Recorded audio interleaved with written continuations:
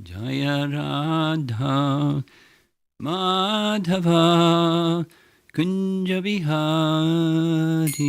Jaya Radha Madhava Kunja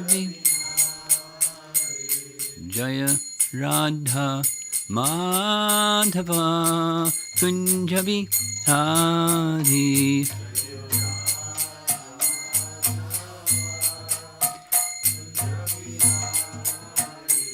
Gopijana Ballabha Girivara Dadi Gopijana Ballabha Girivara Dadi Gopijana Ballabha Girivara Dadi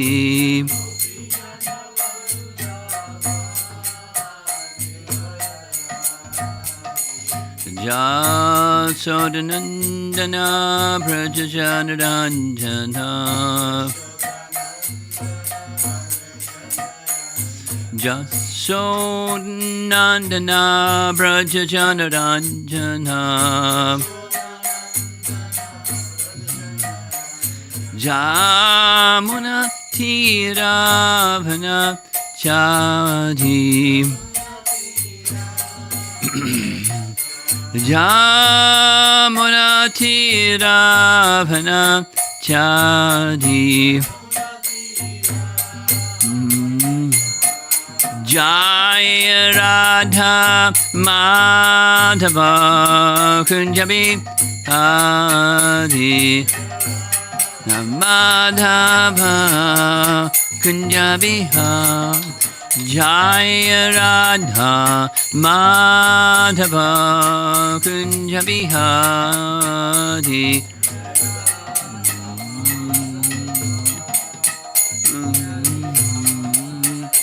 Gopijana Vallabha Girivara Dadi Gopijana Vallabha Girivara Dadi Gopijana Vallabha Girivara Dadi Girivara Dadi Jasodanandana Prajajanarandana Jasodanandana Prajajanarandana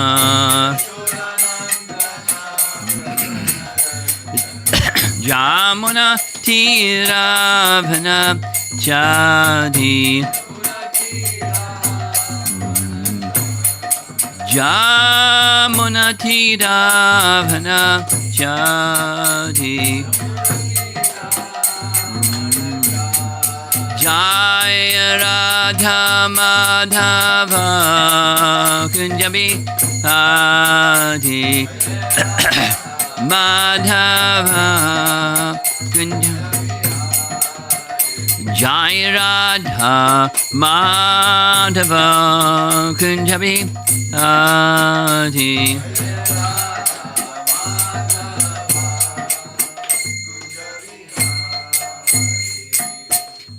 Jayom Vishnupad Paramahansa Parivijakacharya Astatara Satasi Simad His Divine Grace A.C. Bhaktivedanta Swami Srila Prabhupada Ki Ananta Koti Vaishnavrinda Ki Grantharaj Srimad Bhagavatam Ki Gora Premanandi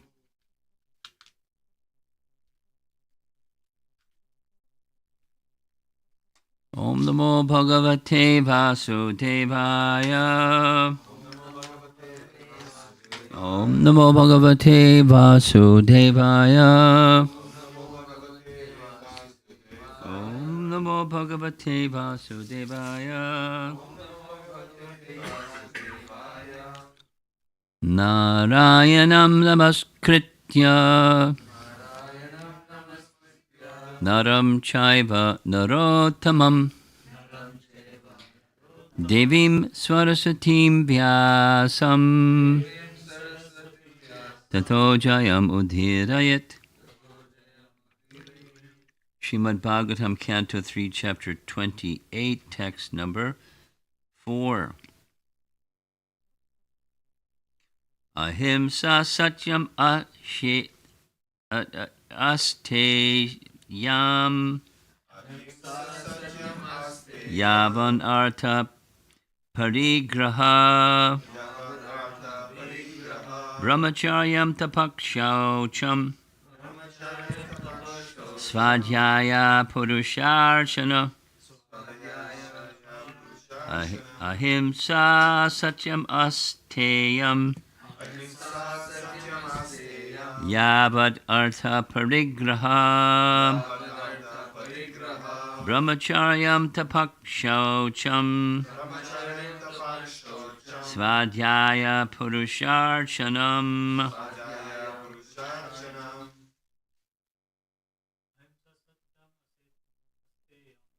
Ahimsa satyam asteyam Yavad artha parigraha brahmacharyam tapakshaucham svadhyaya purusharchanam. Ahimsa satyam asteyam yavad artha parigraha brahmacharyam tapakshaucham svadhyaya purusharchanam. Ahimsa, non-violence. Satyam, truthfulness. Asteyam, refraining from theft. Yavat artaha, as much as necessary. Parigraha, possessing. Brahmacharyam, celibacy. Tapaha, austerity. Shaucham, cleanliness. Sva-adhyaya, study of the Vedas. Purusha archanam, worship of the Supreme Personality of Godhead. Translation: one should practice non-violence and truthfulness, should avoid thieving, and be satisfied with possessing as much as he needs for his maintenance. He should abstain from sex life, perform austerity, be clean, study the Vedas, and worship the supreme form of the Supreme Personality of Godhead. Purport.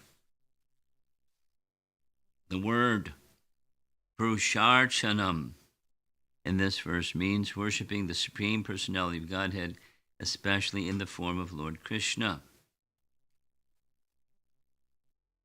In Bhagavad Gita it is confirmed by Arjuna that Krishna is the original Purusha, or personality of Godhead, Purusham Shasvatam. Therefore, in yoga practice, one not only must concentrate his mind on the person of Krishna, he must also worship the form of the deity of Krishna daily. Paragraph. A brahmachari practices celibacy, controlling his sex life. One cannot enjoy unrestricted sex life and practice yoga. This is Raskalam. So-called yoga so-called yogis advertise that one can go on enjoying as much as one likes and simultaneously become a yogi. But this is totally unauthorized. It is very clearly explained here that one must observe celibacy. Brahmacharyam means that one leads his life simply in relation with Brahman, or in full Krishna consciousness. Those who are too addicted to sex life cannot observe the regulations which will lead them to Krishna consciousness. Sex life should be restricted to persons who are married. A person whose sex life is unrestricted in marriage, a person whose sex life is restricted in marriage is also called a brahmachari. Paragraph. The word asteyam is also very important for a yogi. Asteyam means to refrain from theft. In the broader sense, everyone who accumulates more than he needs is a thief. According to spiritual communism, term Prabhupada liked, one cannot possess more than he needs for his personal maintenance. That is the law of nature. Anyone who accumulates more money or more possessions than he needs is called a thief. And one who simply accumulates wealth without spending for sacrifice or for worship of the personality of Godhead is a great thief. One more. Svadhyayaha means reading the authorized Vedic scriptures. Even if one is not Krishna conscious and is practicing the yoga system, he must read standard Vedic literatures in order to understand. Performance of yoga alone is not sufficient. Narottama Das Thakur, a great devotee and acharya in the Gaudiya Vaishnava Sampradaya, says that all spiritual activities should be understood from three sources, namely saintly persons, standard scriptures, and the spiritual master. These three guides are very important for progress in spiritual life. The spiritual master prescribes standard Vedic literature for the prosecution of the yoga of devotional service. And he himself speaks only from scriptural reference. Therefore, reading standard scriptures is necessary for executing yoga. Practicing yoga without reading standard literatures is simply a waste of time. And there's a lot of people wasting time.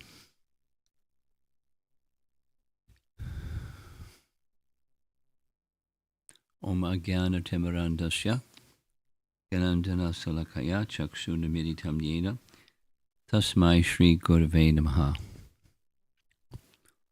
Sri Chaitanya Mano Bhishtam Stapitam Yena Bhutale Swayam Rupa Kadamayam Tadati Svapadantikam.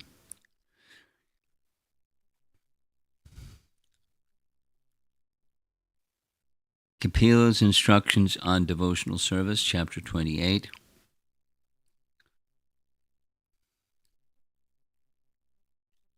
Here, in this verse, we're hearing the characteristics of one who's practicing.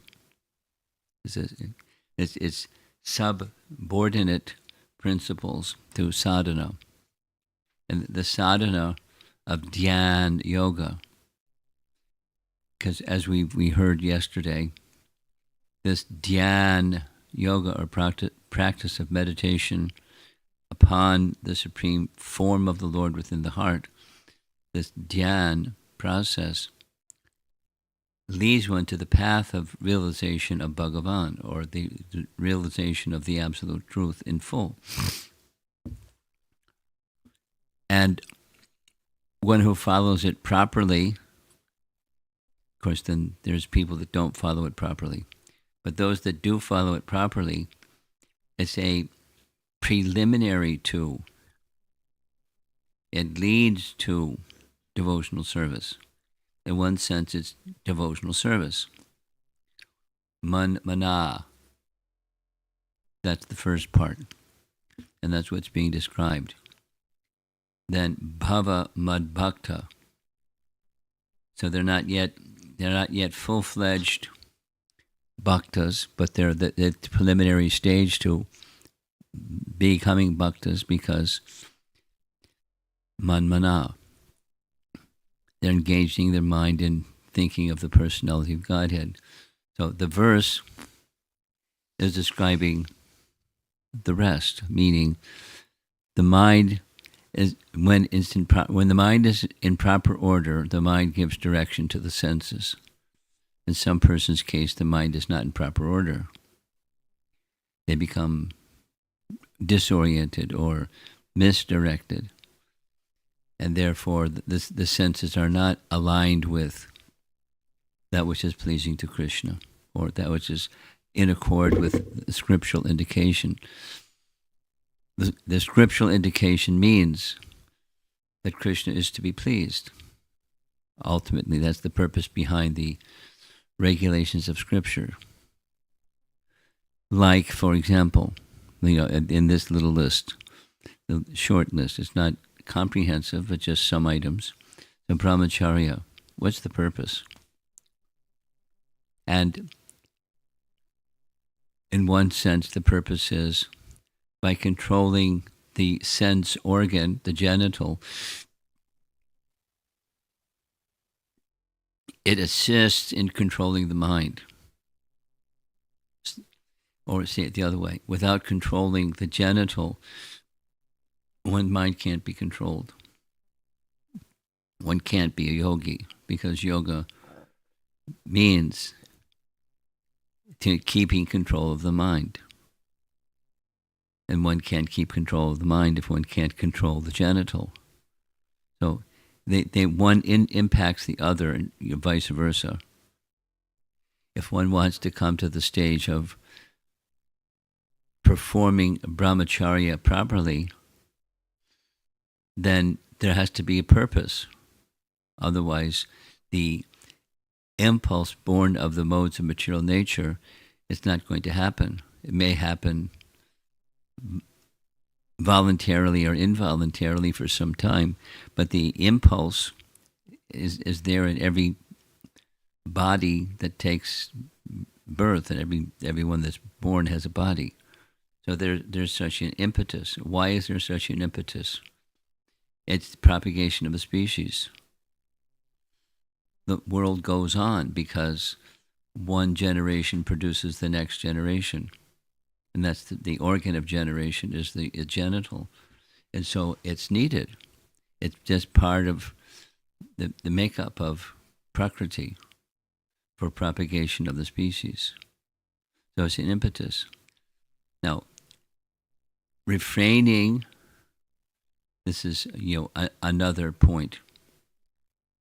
Refraining may be suited for those who are brahmachari, and then there are those that it would be artificial or unrealistic or not practical for someone who has that urge and they can't control that urge, and therefore there's the process of marriage, and in the process of marriage there's regulation. And as Prabhupada is writing here, it's something he commonly said with a little more detail, but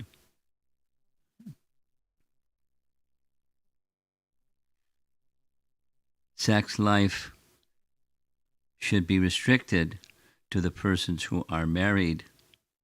A person whose sex life is restricted in marriage is also called the brahmachari. So he coined this phrase, brahmachari grihastha, which is, by terminology, it's in contradiction to one another. But it's indicating in the grihastha life, maintaining the standard for grihastha life and being controlled or regulated by that standard, regardless of anything else. And that means for the purpose of propagation and not otherwise. Because that's the God-given impetus for the genital of male and female is propagation. So when there's for the purpose of propagation, and then there's standards and regulations when it is propagation, and otherwise no. So it's the point is not stopping the senses, but purifying the senses. And by purifying, one may, and the design is one will become free from that urge. Doesn't mean the urge stops, but the urge is superseded by something higher. That higher taste is the higher taste of using all the senses, including the mind and tongue and other senses, in devotional service. And when that satisfaction is achieved, then it's the very natural way to control the lower urges. It controls the lower urges effectively. So, in other words, bhakti has the power to supersede all regulation. The supersede all regulation doesn't mean, no, I'm fixed in devotional service, I can do whatever I like. Rather, it means, now that I'm fixed in devotional service, there's no need for external and extra efforts beyond the power of bhakti, because the allure of senses and sense objects is faded and gone. Rather, the senses and sense objects are meant for Krishna's service. And that's so strong and so attractive that regulation falls away. When regulation falls away for such a person, it doesn't mean they indulge. It just means it's a little bit like trainer wheels on a bicycle for a little boy that's learning how to ride a bicycle. They may not, but they have a system where there's two little wheels on either side, and the young child learns to ride a bicycle with training wheels, and after some time they don't need the training wheels anymore. They can ride their bicycle just fine without it. So, similarly, these restrictions or control of the mind and senses in the regulative stage, they're not essences, but they assist in reaching the essence. The essence is Krishna is to be pleased. So one does or doesn't do something based upon Krishna being pleased or not being pleased. And so that the control is a subset of bhakti. The regulation is a step in the direction of bhakti. It's not the essence of bhakti. And same for all of these points. We'll go through them as Prabhupada has done. He starts with deity worship, Purusharchanam. Archana means worship, and worship of whom? Worship of the Supreme. The tendency to worship someone, which is of a living entity, is someone who's powerful, someone who's a community leader, someone who's a national leader, someone who's a whatever it is, a sports hero or something, and there's accolades extended to that person. They're honored. Yad acharati shreshtas, because they're particularly shrestha, qualified in some area or another area. And the ideal for someone that's in that position is they're serving the interests of their subordinates. Ideally, the king is serving the interests of the citizens, and the actions taken, the decisions taken, followed by the actions of the king, are under the guidance of Scripture with the right purpose. The citizens are to be, the well-being of the citizens is to be upheld. And that's a good king, a good leader. And unfortunately, the modern system is not qualified king, but the modern system is popular vote. And while they may have some mix of national interest or some community interest or whatever interest, a major force operating is a selfish force, and the selfish force allows for freedom to do whatever my selfish interests dictate. Unfortunately, that's the program. Without going into the modern politics, it's just there's a selfish interest in the part of a candidate who's becomes the leader by popular vote, and that spoils their leadership capacity.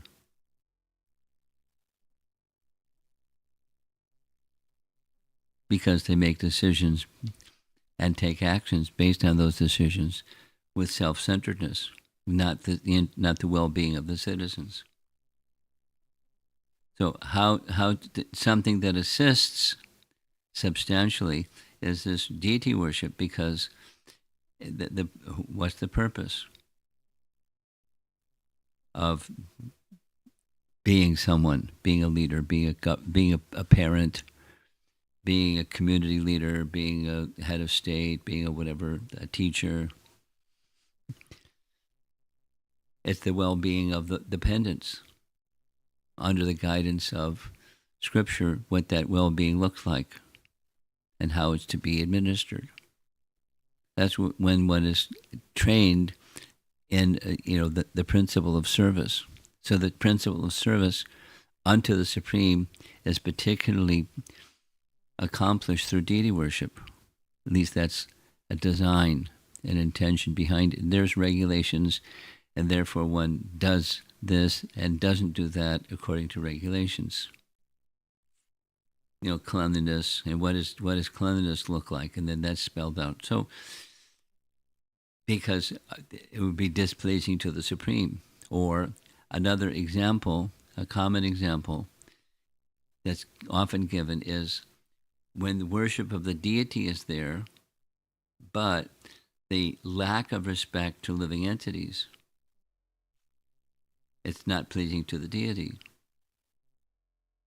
So the deity worship is compromised. Not even if one is a fastidious follower of all the regulations of deity worship, if there's not proper friendship and friendly disposition and proper service to other living entities besides the supreme living entity. And one of the ways that that's accomplished is by distribution of prasadam, somehow or another, this way, that way. And then the other activities beside the prasadam activities, seeing the parts and parcels of the Supreme as the living entities are part of the Supreme, and rendering favorable service according to the codes of Scripture, what's beneficial for those living entities. Without that, so say it negative again, without that contemplation, it's not deity worship. Then positive, when that contemplation is there, then deity worship becomes pleasing to the deity. So although deity worship is, in one sense, directly the deity in you and the process of serving them, it extends beyond you and the deity in the process of serving them. It extends to all living entities. Starting with the Vaishnavas, and then there's varieties of other living entities that aren't Vaishnavas, but they're parts and parcel of the Supreme. In other words, deity worship is very broad. It's specific and focused. At the same time, it's also very broad. And in these chapters, like this chapter, deity worship takes a very prominent role. And deity worship, that's being described here, is in the process of meditation, not, a Hare Krishna devotee doing deity worship. It's the activity of one who's not there yet, but they're doing they're doing dhyan, meditation upon the Supersoul, or the Supreme in that form. So within the mind, dhyan. But then the practical is also recommended. And so for each of these other terms,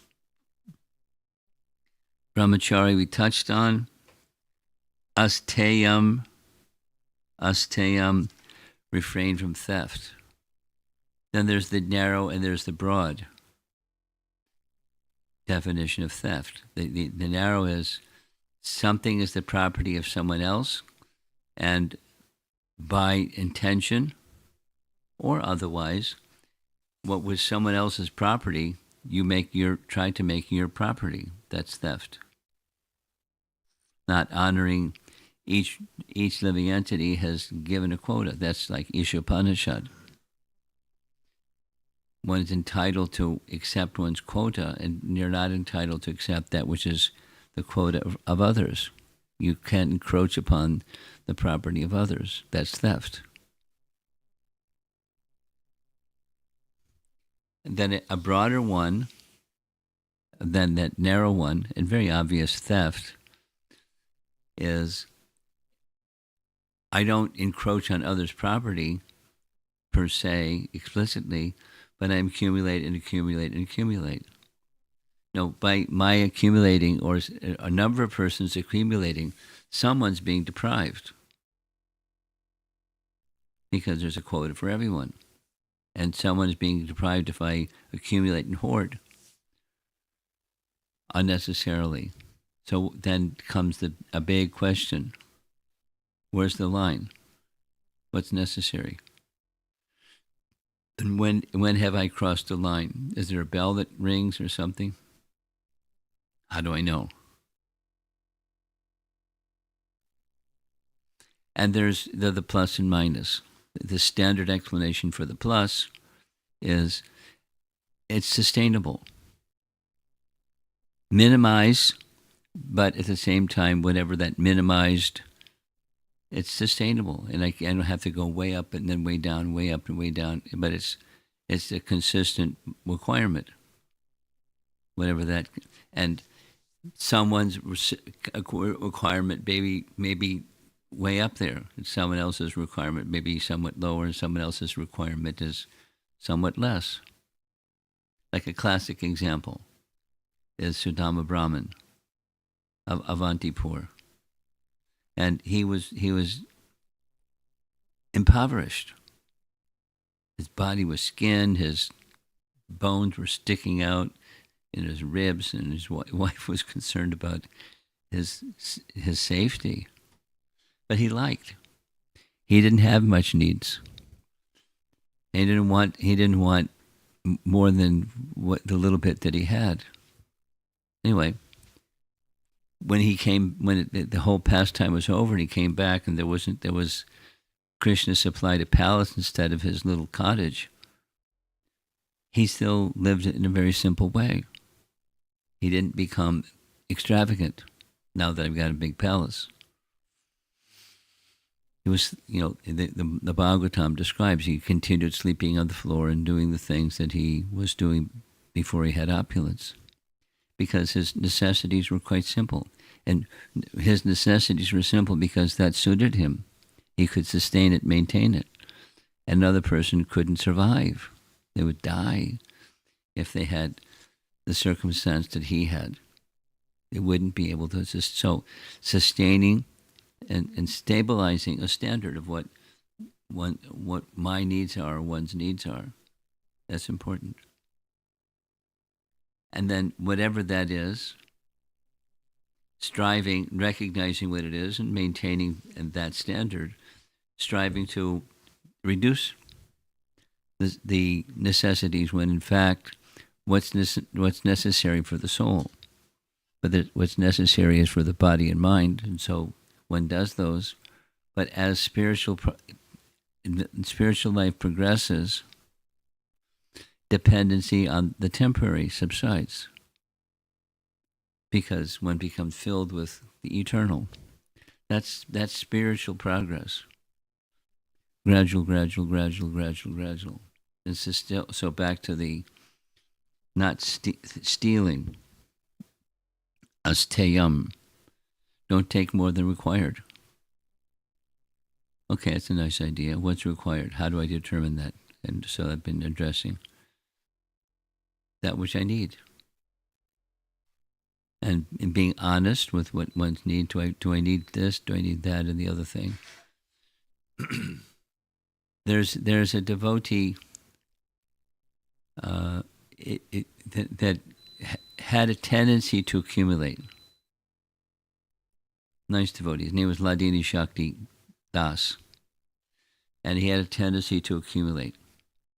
So ritually, once a year, he lived in the ashram, and he spread out all of his stuff and selectively kept only that which he required, and then purposefully gave that which he didn't require to someone else.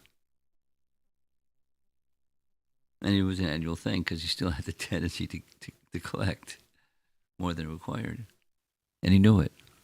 But he was being cautious about that tendency, even so going forward in time, and then in an annual basis, just give stuff away, the unnecessary stuff. No, of course, what he kept as necessary, who knows if it was really necessary. When someone has an accumulating propensity, they might consider something that's not necessary as necessary.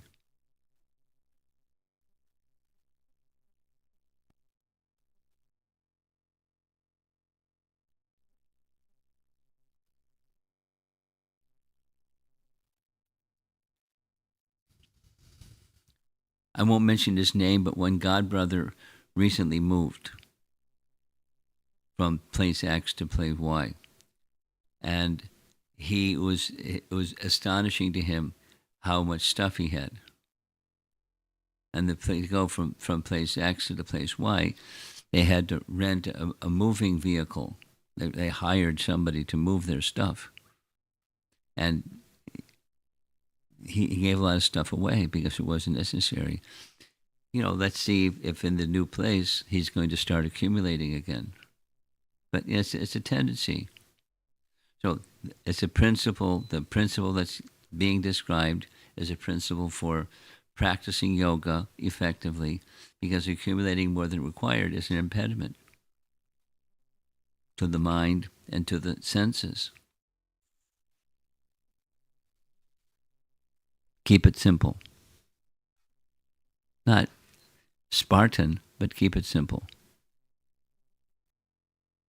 And what is I can sustain? I can live happily with X instead of 3X, and live happily with it, and stay with X instead of bumping it up.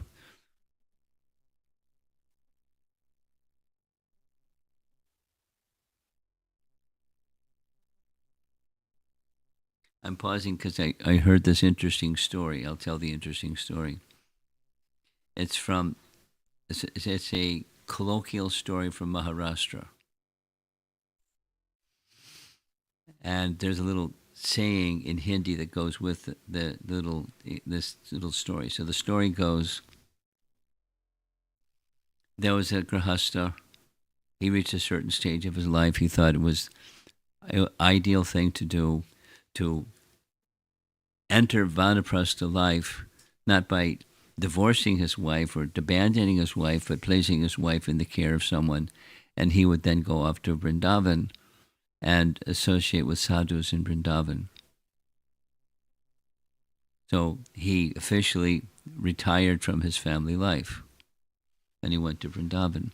And while he was in Vrindavan, you can say he still had unfulfilled material desires, because he would sit and hear Bhagavad Gita, and as he was hearing Bhagavad Gita, he felt, I'm not doing anything with my hands. I could engage my hands in some service that would help me fix my ears in hearing. So he got this bright idea of using his hands during class to make ghee wicks, which is a nice service for the deities. And at the time, making ghee wicks required having cotton, and having cotton at that time, there was cotton seeds inside the cotton. So he'd have to remove the seeds and then have some ghee and make ghee wicks. And he found it would help him to by keeping his hands occupied to engage his ear in hearing. And he practiced it till he got to the point where, even including removing the seeds during class, he could make 100 ghee wicks in 1 hour. And then a person saw this, and he was consistently making 100 ghee wicks, and said, why don't you start a little business? So he thought that was a nice idea. So he started a little business.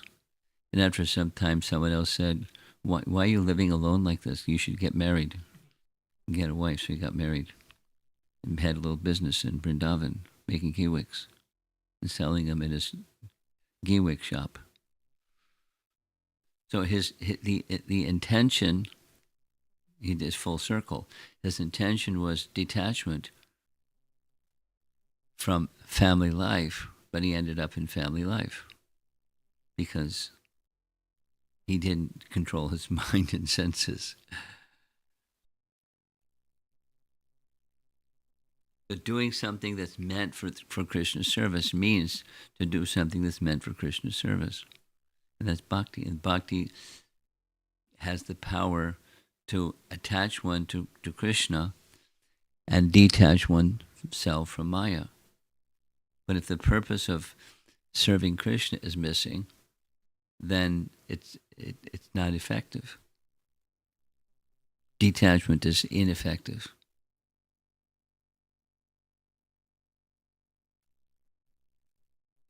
So that's on the topic of theft, taking property that of someone that doesn't belong to you, or not understanding everything belongs to Krishna and I have my quota.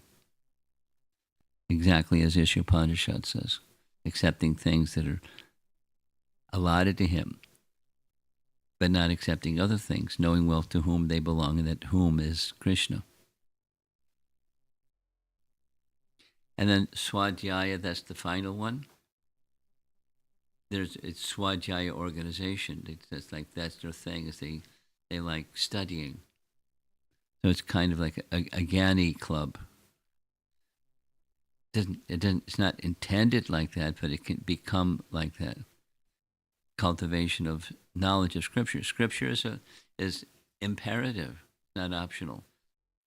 And taking shelter of Scripture gives friendly guidance and direction from A to Z, depending even different types of Scripture, but the purpose of achieving attachment to Krishna, while it may very well be while fulfilling this desire, that desire.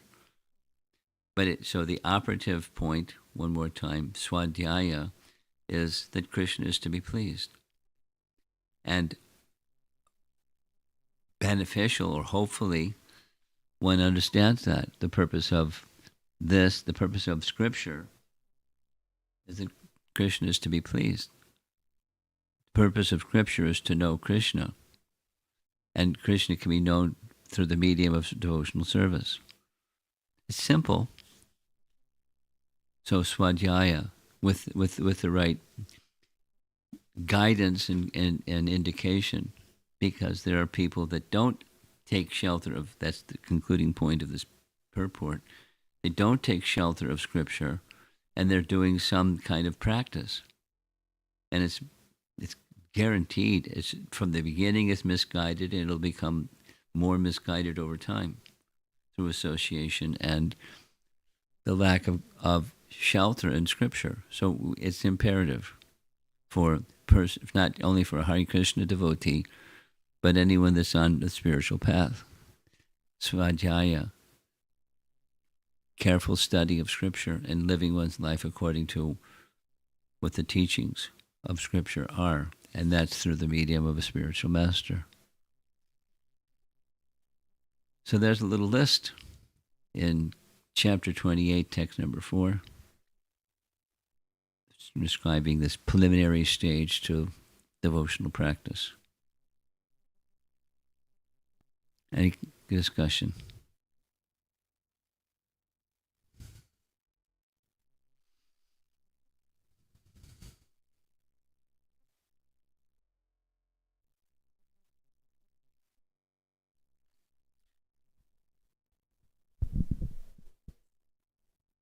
Okay, here comes the microphone. Swadhyaya reminded me of Bhagavad Gita shloka where it helps in controlling the mind. Mana prasada saumyatvam maunam atma vinigraha swadhyaya abhyasanam chaiva. Yeah, same verse, same word. Tapomanasam uchyate. Same.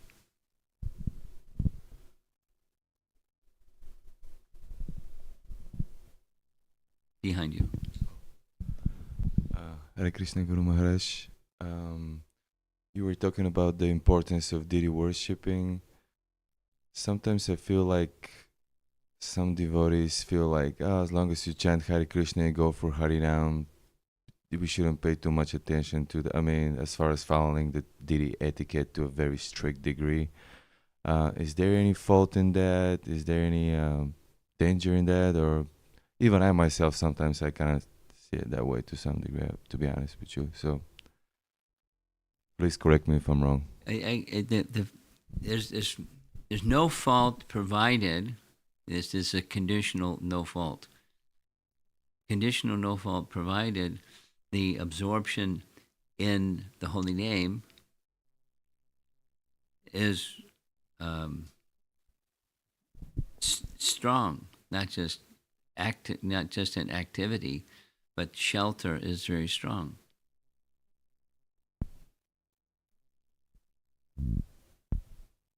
If shelter is not very strong, then one is going to remain on the material platform, thinking specifically in terms of the body as the self. One of the benefits of deity worship, explicit benefits of deity worship, is to apply the bodily conception to a spiritual form and spiritualize the conception portion of the mind. It has that effect, it has that potency. So the answer to your question, my answer to your question, there may be others that answer differently. My answer to your question is it's provided there's a genuine shelter in the holy name, that's sufficient. Then what's the criterion of is it sufficient? That depends on then the quality or the absorption, not just figuratively, but literally absorption in the holy name.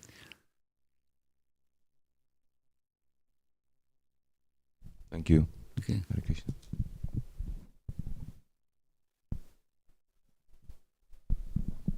Hare Krishna, Guru Maharaj. Thank you for this class. I had two doubts. So the first is that I wanted, because you mentioned that practicing Dhyana Yoga correctly might culminate into devotional service. So I not really understanding that point. How does it exactly lead to devotional service? If and only if the preliminary has the opportunity to hear the topics of Krishna. The Shravanam process is not optional, or the Shravanam process is sufficient. It can carry the one who's practicing what's described here, Dhyan Yoga, to the stage of Bhakti Yoga. It's the hearing. With or without makes it can progress to bhakti or it won't. And this is similar to my next doubt, because it mentions that like in devotional service we hear the importance of Guru, Sadhu and Shastra. So in this Srila Prabhupada makes it clear that even if one is not Krishna conscious, they should be reading these scriptures. So my question is, how does the concept of Guru and Sadhu fall into these other yoga practices? Well, they don't. Because, a real guru or real sadhu is one that reminds you of Krishna. And they bring you to Krishna through sound. So supposing somebody doesn't have Guru and Krishna, but they have Scripture, because the Scripture means that which comes from Narayana, the personality of Godhead, it's purifying. Even my intention may not be purification. My intention may be something else. Let me get progress on the path of material enjoyment. And I understand that can come from Scripture, so I'm going to study Scripture.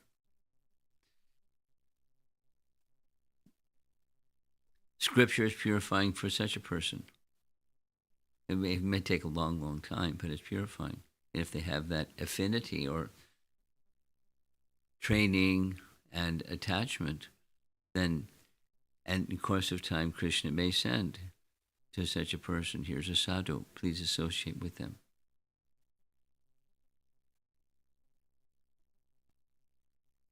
Okay. Thank you, Guru Maharaj.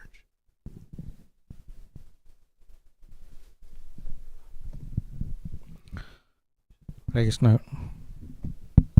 Krishna Guru Maharaj.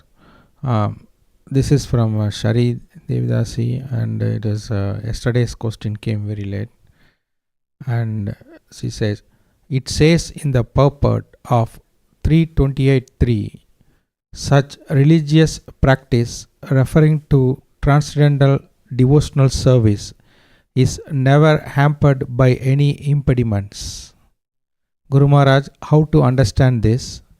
Because sometimes we come across some impediments in different ways, even though after understanding the value of devotional services and trying to execute it just to please Guru and Krishna with satisfaction without expecting any material benefit.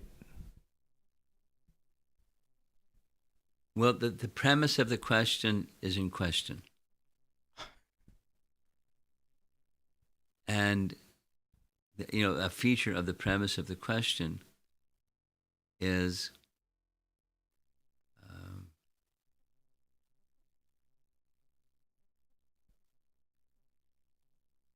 there's nothing material can serve as an impediment. No, impediments do come from material by definition.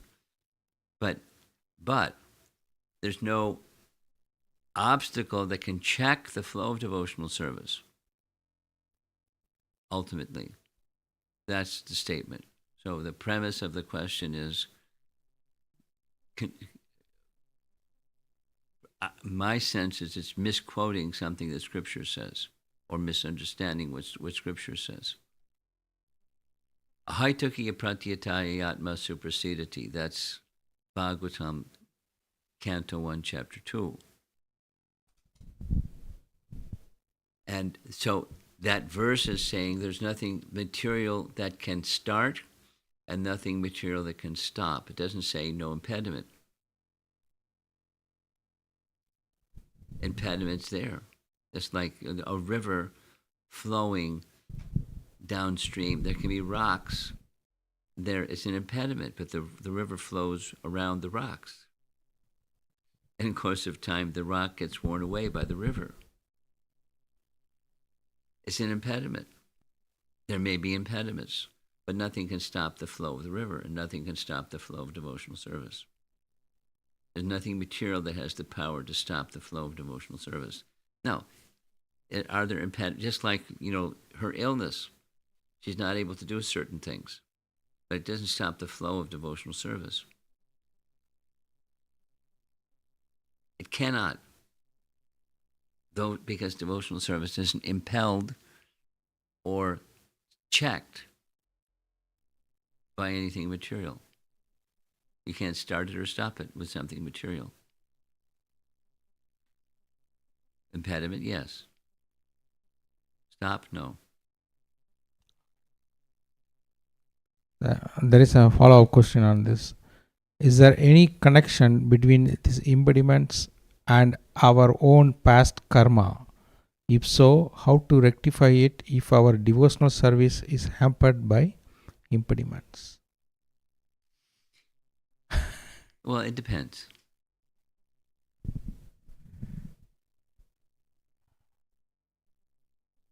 Okay, thank you. This is another question in YouTube also. It's also from Sari. From whom? From Shari De. Okay. It's from this morning or yesterday? This morning. This morning, says, Hare Krishna Guru Maharaj, you mentioned about importance of deity worship, and you mentioned in short and broader sense its blessings for all. Could you please explain it one more time if it is okay? Well,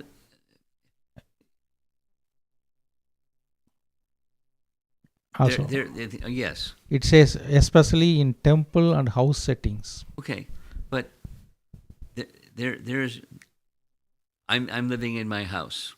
I'm a grahasta living in my house, and I have a deity in my home, and I'm worshiping the deity. And in my worship of the deity, it's all about me and the deity, and I'm not thinking about others should also be pleased. The scripture says that's not pleasing to the deity. It's not like he won't accept your service, but it's not pleasing without contemplation on the well-being of others who are parts and parcels of the deity or parts and parcels of Krishna. So one can't. We're not Krishna. We can't maintain all living entities. Krishna could do that, but we can do some favorable service unto Krishna, unto the deity, by some Krishna-centered activity in relation to other living entities. Just like, there's a female duck.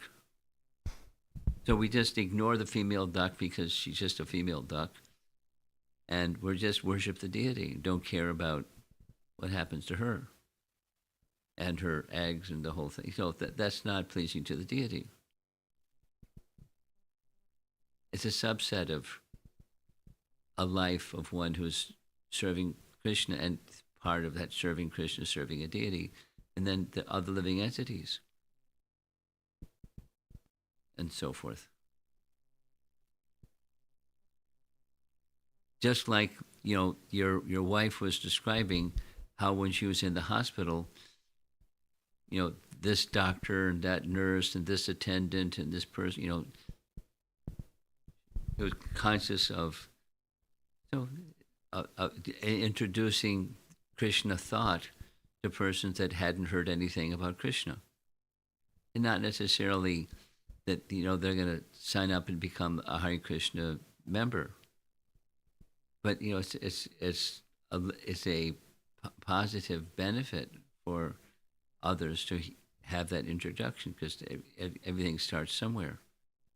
And then one of those persons, it's just repeating for everyone's benefit, one of the persons read one chapter of Bhagavad Gita and liked it. Now, I don't know what that means, what they liked it. But, and if it stops there, who knows? And if it goes beyond that, who knows? But we're not the controller of that. We're controller of doing some service unto others that's beneficial unto others according to their circumstance.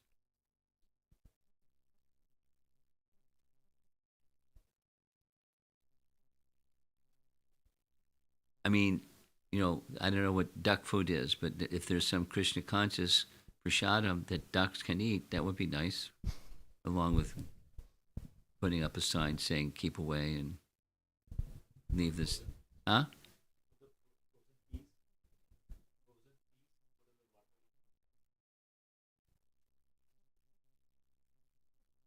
Because she's got to eat.